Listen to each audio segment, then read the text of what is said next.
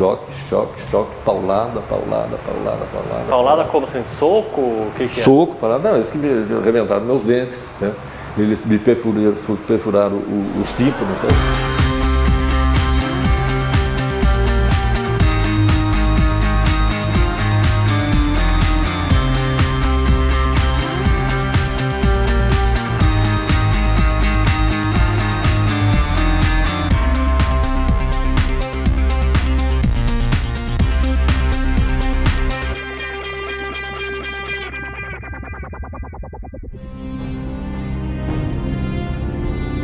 Luiz Paulo Costa tem 72 anos e muita história para contar. Nascido em São José dos Campos, estudou jornalismo nos anos 60 e combateu de forma firme a ditadura militar brasileira.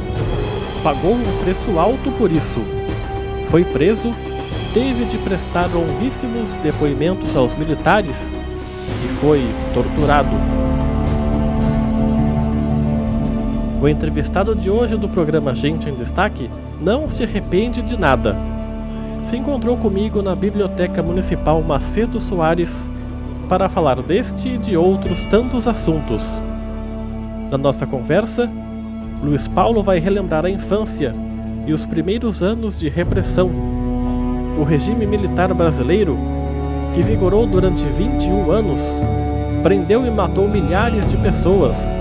Por conta disso, a Câmara Municipal de São José dos Campos sediou em 2013 reuniões da Comissão da Verdade, onde Luiz Paulo Costa foi uma das pessoas que deram depoimentos para esclarecer fatos e acontecimentos da época. O jornalista foi vereador em São José dos Campos por 20 anos, de 77 a 97.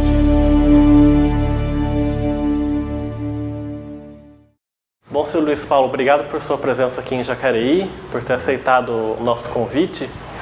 Eu queria começar a entrevista falando um pouquinho sobre a parte da sua infância e começo da adolescência em São José. O senhor é joseense, né? Exatamente, Rodrigo. Eu sou joseense, certo? E eu que gostaria de agradecer essa oportunidade de estar aqui com você, certo? Na TV Câmara, para poder falar um pouco, certo? Da nossa região do Vale do Paraíba.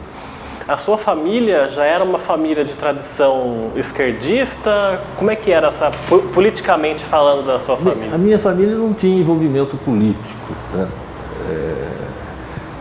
Embora elas participassem, certo? Elas não chegaram a ter assim, ser candidato e tudo mais, mas se envolvia durante a época de eleição. A minha família, por parte do meu pai, né? Ela é de São José dos Campos mesmo, certo? Inclusive da região do Jaguari, lá no Alto da Ponte, depois daqui acabaram vindo para a cidade, né? Quando da morte do meu avô, né? Paterno, né? Então sobrou a minha avó e eles, os filhos trouxeram para a cidade, né? E aqui passaram a viver, né? Um dos meus tios era ferroviário, então ele é o filho mais velho, então ele trouxe a família para a cidade de São José dos Campos, né? A minha mãe, ela nasceu em Santos e a mãe dela, minha avó materna, a dona Helena, ela era enfermeira, né? E ela veio para São José dos Campos para trabalhar na Santa Casa por ocasião da Revolução de 1932, para atender os soldados constitucionalistas, né? Que iam para o fronte, né? Principalmente em Cruzeiro, né? Lá no túnel de Cruzeiro, e muitos feridos, certo? Evidentemente também mortos, alguns, né? E eles tinham que ter uma retaguarda hospitalar, né? Então a Santa Casa de São José dos Campos era uma dessas referências. A minha avó materna veio como enfermeira trabalhar na Santa Casa.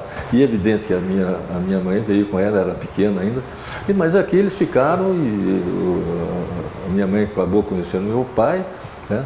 Ambos se casaram e eu acabei nascendo, certo?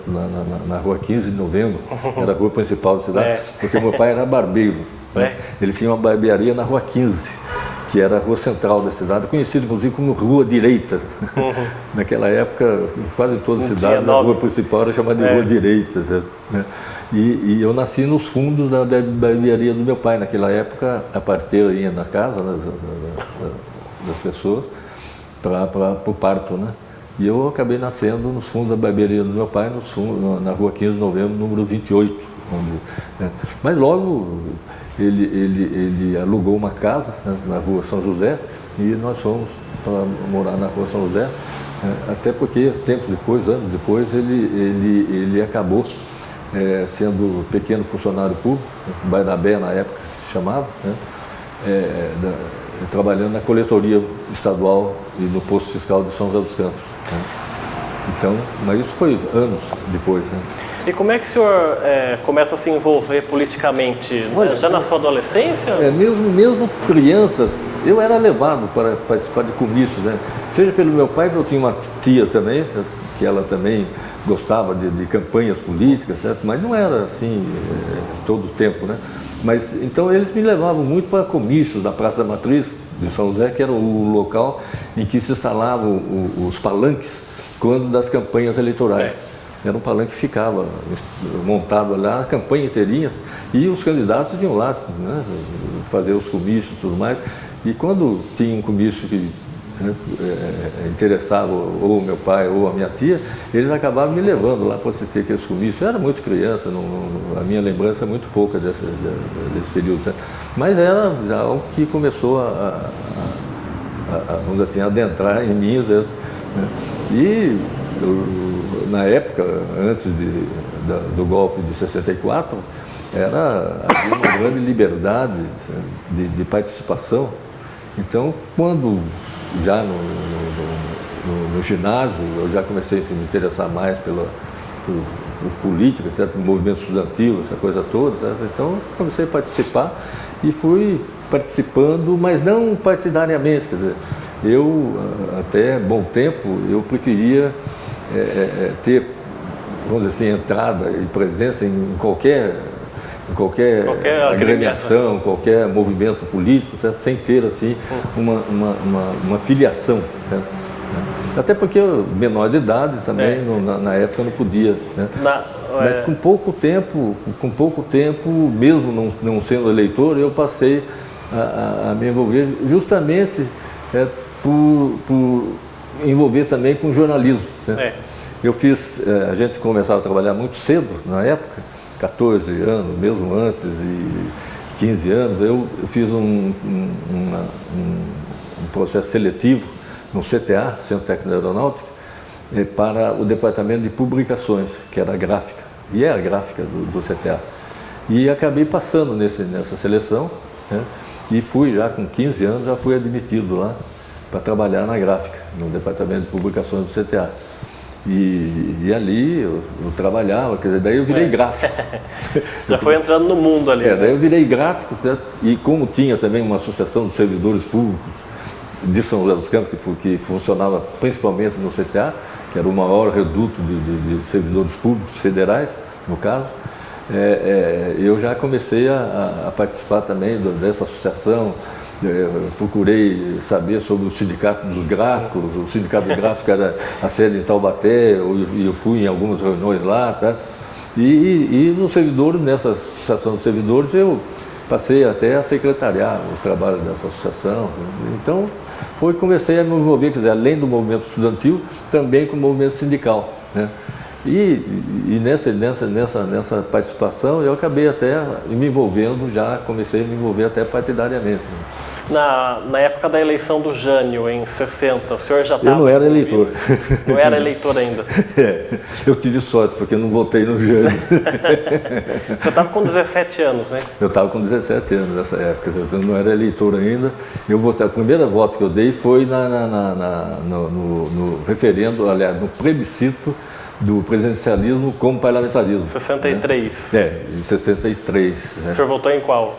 E eu acabei, quer dizer, hoje eu faço, eu realmente tenho uma posição mais crítica em relação ao meu voto, né? Porque eu votei no presidencialismo, né? Porque era grande o movimento no sentido de dar ao presidente João Goulart, certo? Um mandato presidencial, né? Porque ele teve que assumir, com a renúncia do Jânio, ele teve que assumir aceitando um parlamentarismo, né? De ocasião. parlamentarismo, porque os militares não queriam que ele assumisse, né? Então foi aprovado o parlamentarismo. A condição para que ele assumisse foi que fosse aprovado o parlamentarismo. Foi a adoção do parlamentarismo. Inclusive o primeiro-ministro foi o Tancredo Neves, né? O primeiro-ministro da época. Então havia uma grande efervescência no sentido de que se devolvesse o mandato do João Goulart, né, do Jango, sob o regime presidencialista, né? Mas eu acho que foi um dos erros históricos que a gente acabou cometendo, né? Porque acredito, se continuasse o parlamentarismo, a crise de 64 não teria ocorrido como ocorreu, né? Desembocando inclusive num golpe de Estado, né? O senhor, na sua adolescência, falou que trabalhava nessa gráfica, né? E o senhor já lia autores já de alguma certa ideologia ou ainda não estava nesse... Eu lia de tudo, porque quando eu entrei no primário, no primeiro ano, a professora Mercedes Carnaval de Crem, ela pediu para eu sentar na frente porque eu não enxergava direito a lousa, sabe? E continuei não enxergando, né? Daí ela falou para minha avó, Isaura, o Luiz Paulo ele sofre da vista, da visão, precisa levar ele no oculista. E a minha avó levou, mas levou em São Paulo, não tinha oculista em São José dos Campos, né? E realmente eu tinha hipermetropia, né? Hipermetropia, como tenho até hoje, hipermetropia, e lá o oculista, o médico oftalmologista, ele receitou receitou o óculos, né? E também tivemos que fazer, a minha avó teve que fazer em São Paulo, né? Evidente, né? Eram aquelas lentes de fundo de garrafa, né? Mas quando eu coloquei o óculos, eu fiquei maravilhado com aquilo lá. Puxa vida, como o mundo é caro, tudo. Eu fiquei tão maravilhado que eu comecei a prestar atenção em tudo, sabe? E assim que eu aprendi a ler, sabe? Tudo que me caía na mão eu lia. Tudo que me caía na mão eu lia. Quer dizer, então fui lendo e livros, e jornal, e revista, tudo. Quer dizer, a sua formação literária é a mais eclética possível, né? Foi a mais eclética possível. Quer dizer, e mesmo quando já com envolvimento político, e evidente que na época, principalmente, o que mais entusiasmava a juventude, e em especial a minha juventude, era uma participação, certo, de esquerda, né? Não era uma participação, certo, embora a minha tia fosse da UDN, um partido liberal, e me levasse para comícios da UDN, né? Que eu assistia, tudo mais, né? Mas logo que eu fui ganhando alguma consciência também, eu fui também tendo uma visão assim, mais do lado social, né? E buscando realmente solução para os problemas do Brasil. E aí, mas eu não tinha ainda uma definição partidária, né? Mas logo, mesmo antes de ser eleitor, eu me envolvi com o PSB em São José dos Campos, que é do Partido Socialista Brasileiro, porque até no movimento estudantil foi lançado um candidato que eu apoiei, né? E outros também, estudantes também se filiaram no PSB para saírem candidato a vereador, e eu acabei me envolvendo, e depois, quando eleitor, eu já era secretário do PSB em São José dos Campos. Aí tem o golpe em 64, né? Veio o golpe, certo? Eu era funcionário do CTA, só que eu já não trabalhava nas publicações. Eu fui transferido, né, para o Departamento de Relações Públicas. E aí é que eu comecei realmente a me interessar pelo jornalismo, porque no Departamento de Relações Públicas eu já redigia press releases do departamento, né? E principalmente com um noticiário do Centro Acadêmico Santos Dumont, que era dos alunos do ITA, e que tinha uma intensa atividade cultural, né? Cinema, teatro, né? Era uma atividade intensa. E eu fazia essas notas, esse noticiário, e como eu morava na cidade, eu trazia para os jornais e rádios da cidade. Foi aí, inclusive, que eu conheci o Edevar Simões, porque, embora ele já não fosse mais o proprietário do Vale Paraibano, que ele tinha já passado para a Organização Bandeirantes, para o João Saad, né? Porque era difícil manter um jornal diário e ele não tinha recursos suficientes para isso, mas ele ainda continuava militando na imprensa e ele era redator da Rádio Piratininga de São José dos Campos, né? E eu levava o noticiário para ele no quarto dele. Ele ficou paraplégico devido a um acidente automobilístico na Serra de Caraguatatuba, da cintura para baixo, ele não tinha movimento nenhum, né? Mas eu passei inclusive a frequentar. Toda noite, praticamente, eu ia até o quarto, mesmo não tendo notícia para levar para ele. Só para conversa ali? Para conversa, tal. E foi ali que eu conheci o Chico Triste, o professor Francisco Pereira da Silva, professor, jornalista, folclorista, Francisco Pereira da Silva. Cujo livro você escreveu aqui, né? Cujo apelido nos meios da cultura popular era Chico Triste. Né? Não que ele fosse triste, ele era introvertido, e era muito sério, né? Andava sempre de terno. Passava a impressão terno de cinza, o mais escuro, certo? E gravata, e era pessoa de pouca conversa, né? Ele esperava a pessoa conversar com ele. Para ele não era uma pessoa assim, extrovertida, né?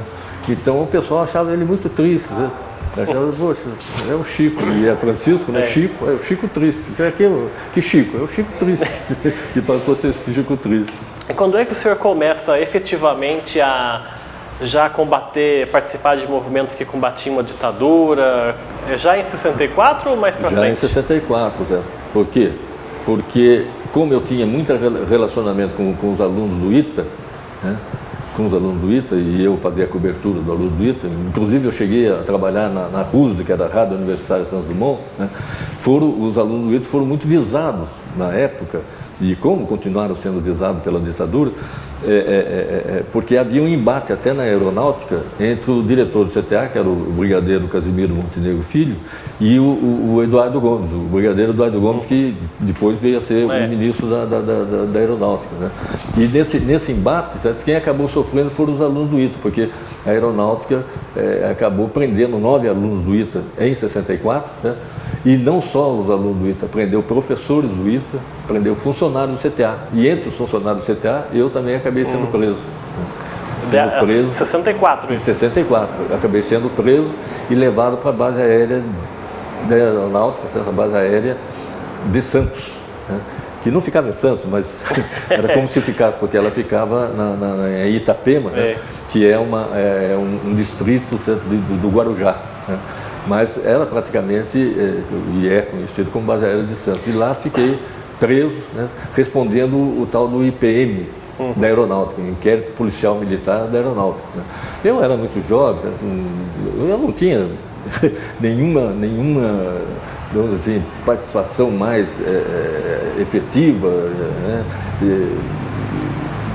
Que pudesse até mesmo ser objeto dessa prisão. Quer dizer, eu não via necessidade de estar preso, né? Mas acabei ficando preso, fiquei preso na base aérea durante 15 dias incomunicável, numa cela de Eucatex lá, de 1,5 metro por 2 metros e pouco, né?